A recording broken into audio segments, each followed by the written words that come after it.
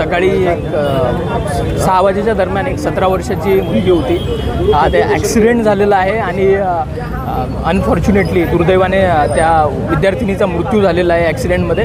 आणि त्यानंतर या काही गोष्टी अशा लक्षात येत आहेत की इथे रोड प्रशस्त आहेत, परंतु अतिक्रमण केल्यामुळे रोड खूप नॅरो झालेले आहेत, रुंद झालेले आहेत आणि त्यामुळे वारंवार काही ॲक्सिडेंटच्या घटना इथे होताना दिसून येत आहेत.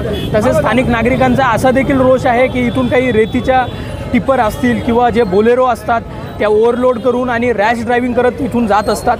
त्याच्यामुळे देखील बऱ्याचदा सामान्य नागरिकांना ॲक्सिडेंट होत असतो, अपघात होत असतो. तर यामध्ये एक गोष्ट अशी लक्षात येत आहे की जी हेवी ट्रॅफिक आहे त्यांना हे जे रेसिडेन्शियल रोड आहेत, छोटे रोड आहेत, इथून प्रतिबंध करणं अत्यंत आवश्यक आहे. त्या अनुषंगाने ट्रॅफिक डिपार्टमेंटसोबत आम्ही समन्वय साधून कुठे बॅरिकेडिंग करता येईल, कुठे नाकाबंदी लावता येईल ते पॉईंट्स आम्ही आयडेंटिफाय करत आहोत. तसेच जो अतिक्रमणचा विषय आहे, जो रस्त्यावर काही भाजीपाला विक्रेते असतील किंवा असं मला आत्ता हेही समजलं आहे की खरबी चौकात काही असे कबाडीवाले आहेत जे अवैध आहेत आणि त्यांनी देखील बऱ्याच प्रमाणात जागा काबीज करून ठेवलेली आहे. ती आम्ही NMC सोबत कॉर्डिनेट करून त्यांना आजच नोटिसेस सर्व करतो आणि त्यांच्यावर लवकरात लवकर कारवाई कशी करता येईल आणि हे रस्ते कसे मोकळ्या करता येईल याच्यावर आम्ही फोकस करणं सुरू करतो आहे. ॲक्सिडेंट झालेला आहे, बस चालक जो आहे तो डिटेक्ट झालेला आहे आणि ते आपल्या ताब्यात पण आहे. त्याच्यामध्ये सदोष मनुष्यवधाचाच गुन्हा नोंदवण्यात येणार आहे आणि त्याप्रमाणे ॲक्सिडेंट झालेला आहे आणि त्यांची इथे काही फुटेजेस वगैरे अवेलेबल असतील तर त्याच्यामध्ये नक्की कशाप्रकारे ॲक्सिडेंट झाला ते देखील आम्ही बघणार आहोत. आणि त्याच्यामध्ये जे सर्वात सिरियस ऑफेन्स आपण रजिस्टर करतो ॲक्सिडेंटच्या केसमध्ये तोच गुन्हा आपण दाखल करत आहोत. प्रक्रिया सुरू करण्यात आलेली आहे.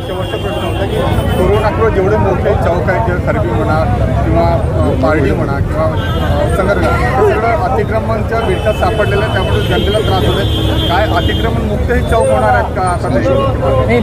अतिक्रमणचा जो विषय आहे हा इंटर डिपार्टमेंटल विषय असतो आणि त्याच्यामध्ये मागे माननीय CP रवींद्र सिंगल सर यांनी मीटिंगही घेतली होती आणि पोलीस आणि NMC प्रशासन यांनी एकत्र येऊन याच्यामध्ये बऱ्याच ठिकाणचं अतिक्रमण देखील काढलेलं आहे. जसं आपण सांगितलं की अजून देखील काही चौक आहेत की जिथं विशेष लक्ष केंद्रित करण्याची आवश्यकता आहे.